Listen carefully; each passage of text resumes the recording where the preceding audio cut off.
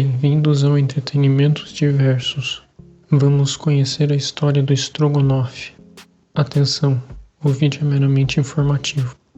Comida muito apreciada em diversas partes do mundo, o estrogonofe surgiu na Rússia e se difundiu para o resto do mundo. Mas existem algumas teorias acerca da sua origem.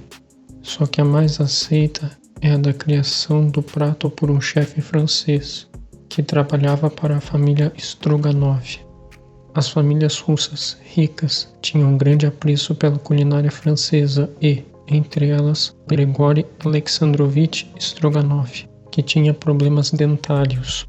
Por volta dos anos 1700, o chefe do palácio resolveu adaptar uma receita de fricassê de carne, cortando em pequenos pedaços a carne e misturando ao creme de leite, facilitando assim a ingestão da comida pelo conde.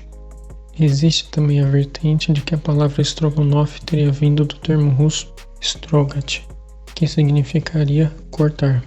Porém, a vertente histórica que possui mais aceitação é a de que o prato foi batizado em referência à família Stroganov.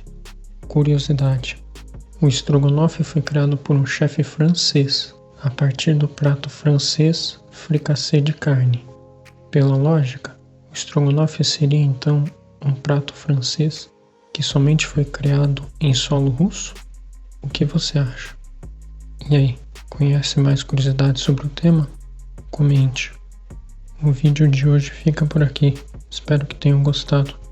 Até a próxima.